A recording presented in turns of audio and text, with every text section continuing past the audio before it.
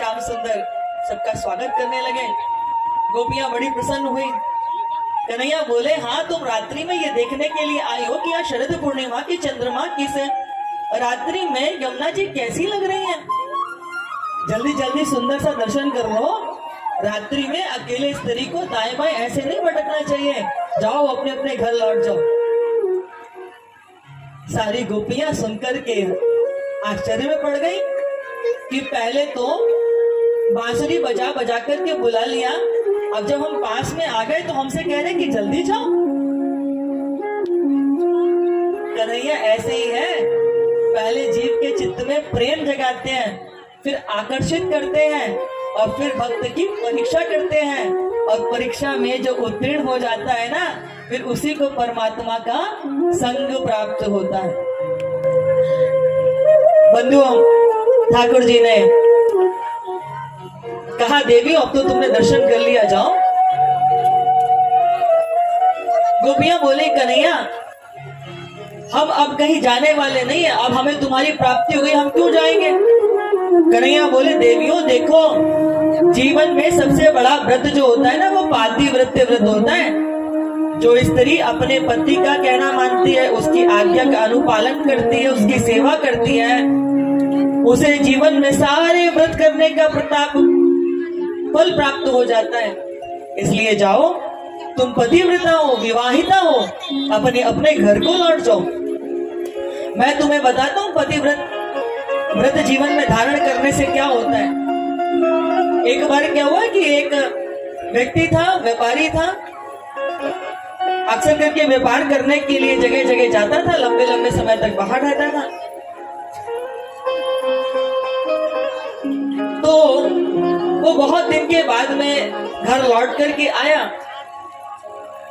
तो इसका जैसे वो लौट करके आया, पत्नी खुश हो गई, पति को प्राप्त करके पानी लेकर के आई, उसको पिलाया, चरण उसके दबाने लगी, सेवा करने लगी। और चरण दबाते दबाते उसको नींद आई, वो उसी की गोदी में सर रख करके लेट गया। इतने में क्या हुआ कि इसका छोटा सा जो बालक था, 5-6 महीने का, वो घुटमन आंगन में खेल रहा था।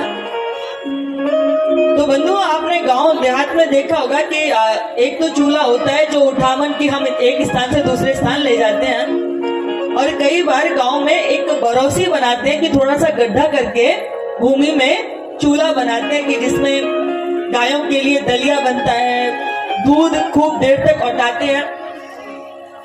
ब्रजमंडल में ऐसा हमने बहुत बार देखा है। तो वो छोटा सा बालक घुटमन चलता भया, अब ये सोच रही है कि कहीं ये इसमें गिर ना जाए। खेलता खेलता वो उसके पास पहुंच गया। ये ऐसा सोच ही रही थी कि बालक जो था वो उसके अंदर ढुलक गया। जैसे इसने देखा कि बालक ढुलक गया, पति गोदी में सोया हुआ था, इसने सोचा अगर मैं उठ करके भागूंगी तो मेरे पति की निद्रा खुल जाएगी और मेरा पातिव्रत्य व्रत खंडित हो जाएगा कि मैं अपने पति की सेवा ना कर पाई। इसने अपनी आंखें बंद कर ली। बालक उस अग्नि में गिर गया, लेकिन माँ का हृदय कहाँ लेके जाए, आंखों से अश्रुपात होने लगा। और वो जब आंसू बिंदु जब इसके पति के मुख पे गिरे तो वो अचकचा करके उठा। जैसे ही वो जगह तैसे ये दौड़ करके अपने बालक की तरफ भागी, तो देखती क्या है कि वह चूल्हे की दाहकता भी चंदन की शीतलता में परिवर्तित हो गई। बोले, ये होता है पातिव्रत्य व्रत का प्रताप, जहाँ अग्नि की दाहकता भी चंदन की शीतलता में परिवर्तित हो जाए। इसलिए अभी कुछ बिगड़ा नहीं है, जाओ अपने घर लौट जाओ। गोपियां बोली, श्याम सुंदर हमने अब तुम्हें पहचान लिया, जान लिया, अब हम तुम्हारी बातों में आने वाली नहीं है। बोले, कन्हैया ऐसी तुम बिल्कुल ठीक कहते हो, जीवन में पातिव्रत्य व्रत का बड़ा प्रताप होता है, परंतु हमारे भी मन में कुछ भाव है, आप उसका समाधान कीजिए। बोली, ऐसी एक दो कथा हम भी जानती हैं। अब गोपियां कन्हैया को सुना रही हैं, और वो क्या कह रही हैं कि कन्हैया, एक स्त्री ना अपने पति को बड़ा प्रेम करती थी, बड़ा आदर करती थी, सेवा भाव रखती थी, खूब दिन रात सेवा करती थी। उसका समय बीतता जा रहा था। एक दिन क्या हुआ, उसके पति ने कहा कि देवी, घर में जितना भी धन था समाप्त तो होने जा रहा है, अब परिवार चलाना है तो मुझे धन कमाने के लिए, व्यापार करने के लिए बाहर जाना होगा। तो वो धन कमाने के लिए बाहर जाने की तैयारी करने लगा तो उसकी पत्नी रोने लगी। पत्नी को रोता हुआ देख इसको बड़ा मन में दया भाव आया। तो इसने क्या किया कि एक मिट्टी की मूर्ति बनाकर के इसने अपनी पत्नी को दे दिया और कहा, देख जब तक मैं नहीं आता तब तक तुम इसको मुझे मानकर इसकी सेवा करना। पत्नी को आधार मिल गया। पति जब से गया, इसने घर का मुख्य द्वार बंद कर दिया। घर के भीतर मूर्ति को रख कर के सुबह भोग बना करके मूर्ति के सामने प्रसाद रूप में लगाती और फिर प्राप्त कर लेती। वहां बैठ करके खूब देर पूजा करती। धीरे धीरे समय बीतता चला गया। 5-7 महीने के बाद इसका पति लौट करके आया। अब पति द्वार पर आकर के खड़ा हुआ है।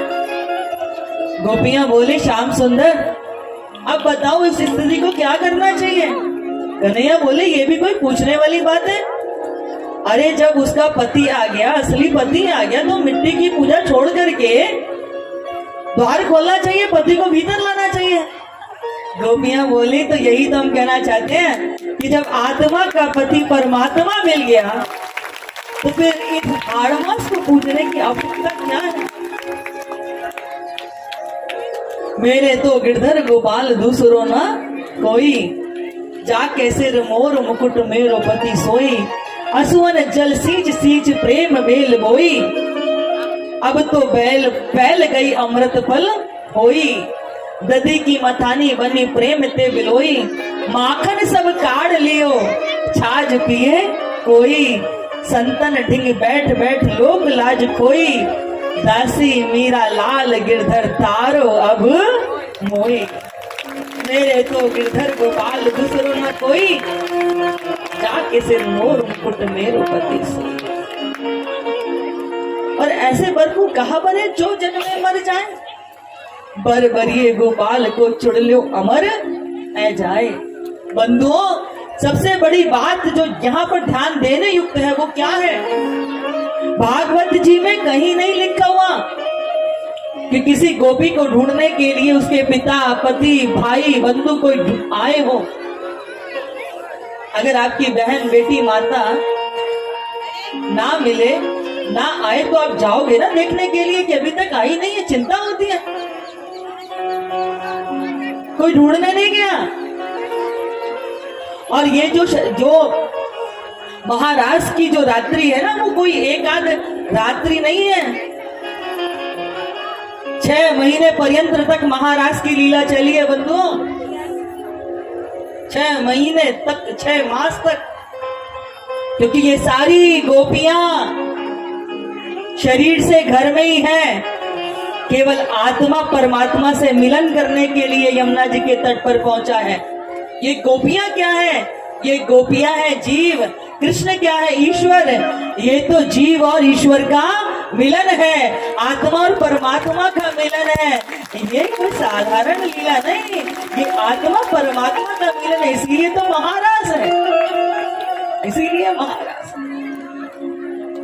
अब इधर क्या होगा, भगवान जान गए गोपियों के अंतःकरण में शुद्ध भाव उत्पन्न हो चुका है। अब इनको मेरी प्राप्ति होनी चाहिए। और आप देखिए कि पति का अर्थ क्या होता है। हमारे यहाँ साधारण शब्द समझते हैं कि पति का मतलब है जिसके साथ 7 फेरे ले लिए वही पति है। पति का एक दूसरा अर्थ होता है स्वामी। दूसरा अर्थ क्या होता है? स्वामी। अब हमारे कौन है? देश, हमारे भारत के सबसे बड़े व्यक्ति कौन है? राष्ट्रपति। जो राष्ट्र के स्वामी हैं वही राष्ट्रपति हैं। ऐसे ही जो हृदय के अंतःकरण के जो स्वामी हैं वो भी हमारे पति होते हैं, स्वामी होते हैं। कोई भी स्त्री हो, कोई भी पुरुष हो, वो किसी की भी साधना करे, उपासना करे, चाहे स्त्री भी करे पति की सेवा, लेकिन भाव क्या होता है कि पति की सेवा करते करते ईश्वर की प्राप्ति मुझे हो जाए। साधना कुछ और हो परंतु उद्देश्य कुछ और होता है।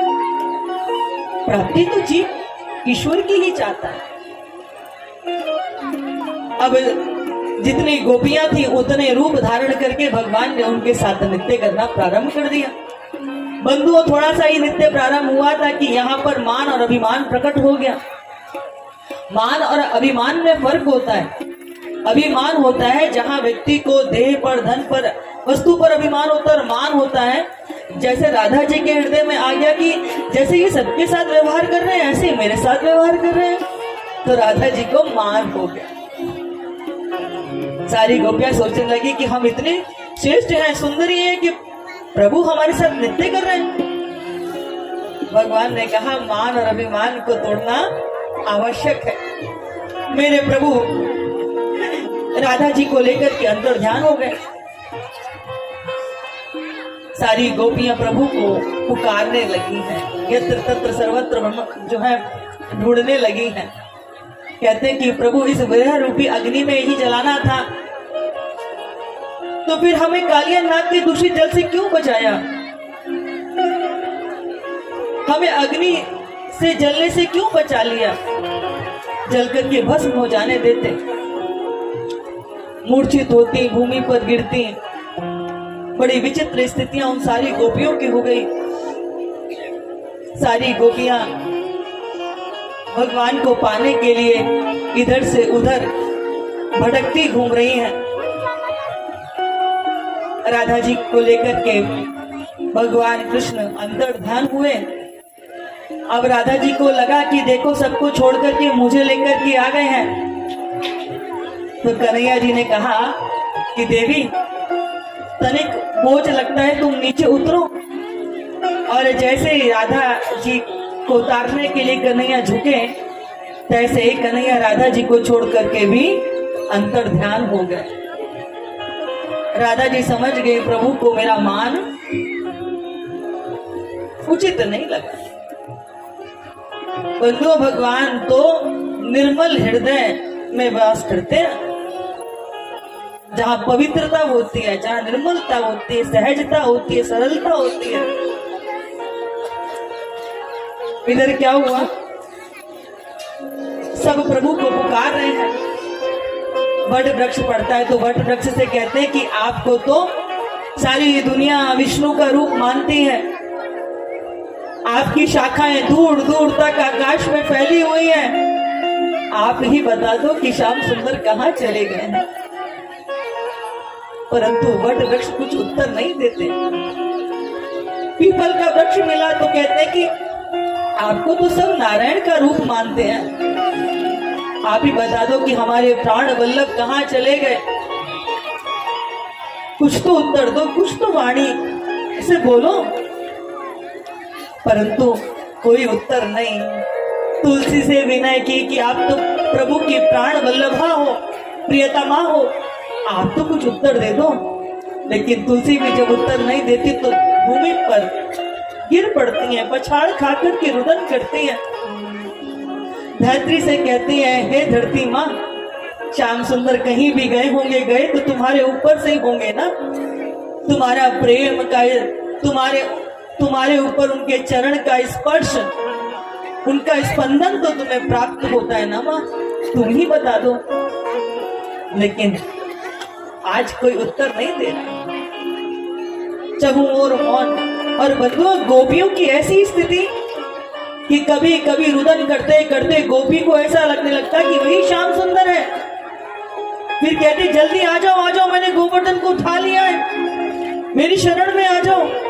और फिर जब चेतना आती कि मैं श्याम सुंदर नहीं, मैं तो उनकी प्रियतमा हूं, मैं तो गोपी हूं।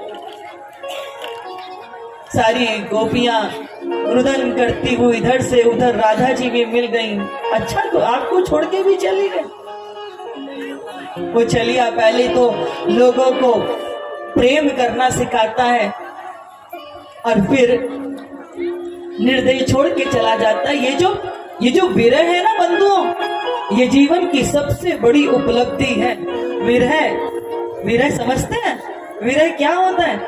विरह होता है कि पहले आप भगवान के प्रेम में पगो प्रेम कर लो, और फिर प्रेम का आस्वादन करने के बाद फिर जब आप बिछड़ते हो और फिर उसकी प्राप्ति के लिए जो हृदय में प्रेम भाव उत्पन्न होता है, विरह बहुत सुंदर स्थिति विरलों को प्राप्त होती है। विरह भाव सारी गोपियां राधा जी के साथ पुकारते पुकारते यमुना जी के पुलिन पर पुनः जब आई, यमुना जी की आराधना की, पुकारा है, विनती की है, क्षमा मांगी है। यमुना जी भक्ति की महारानी है, विनती करी उनसे, तो बंधुओं मेरे श्याम सुंदर उन सभी गोपियों के मध्य में प्रकट हो गए हैं। और जैसे ही प्रकट हुए, सारी गोपियां श्याम सुंदर के चरणों में झुक कर के प्रणाम करने लगी। हम समझ गए, हम जान गए, श्याम सुंदर हमारे हृदय के अभिमान को दूर करने के लिए ही आपने हमारी परीक्षा ली है।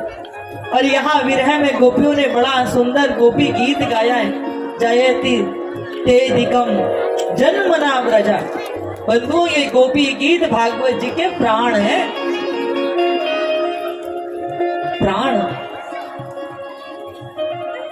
बहुत सुंदर अद्भुत गीत है गोपी गीत, जो गोपियों ने भगवान श्याम सुंदर के लिए गाया। श्याम सुंदर प्रकट हो गए हैं और आप देखिए कि जब श्याम सुंदर ने गोपियों के साथ नृत्य किया है, रास महारास की लीला में प्रवेश किया है, तो लाखों गोपी हैं, तो भगवान श्री कृष्ण ने भी लाखों रूप धारण किए हैं। सोचिए महाराज की लीला में कैसी दिव्य लीला होगी। बोले रास राशेश्वर भगवान। सारी गोपियां श्याम सुंदर के साथ गोपी भाव में उस रास लीला में प्रवेश कर रही हैं। आइए हम भी अपने हृदय के आंगन में श्याम सुंदर को निमंत्रण दें कि प्रभु हम पर भी ऐसी कृपा कर दो, हमारे भीतर भी गोपी भाव उतर आए और आप हमारे हृदय आंगन में हमारे साथ भी रास की लीला में प्रवेश करो। ठाकुर आइए भाव से पुकारते हैं। ये भागवत महापुराण की, रास राजेश्वर भगवान की, महारास लीला की।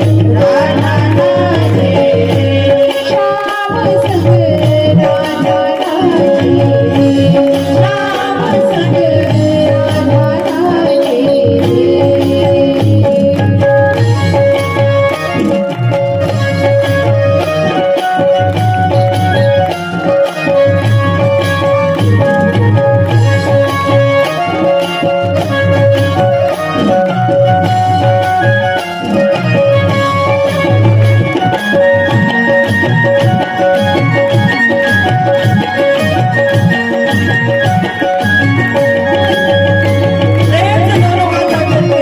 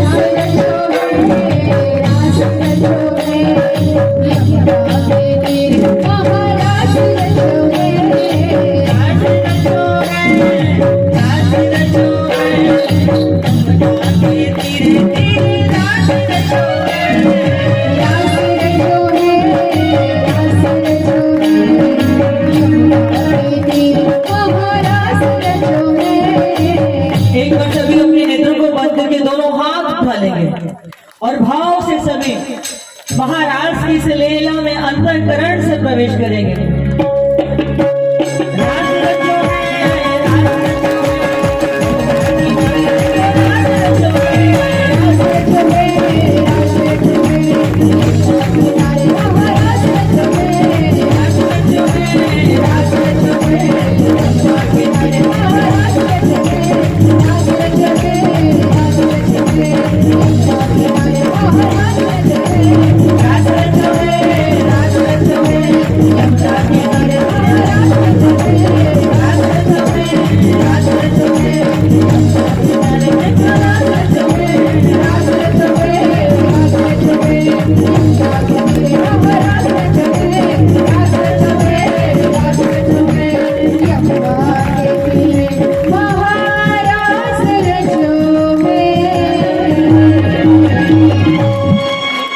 राशेश्वर भगवान जय हो भागवत महापुराण जय हो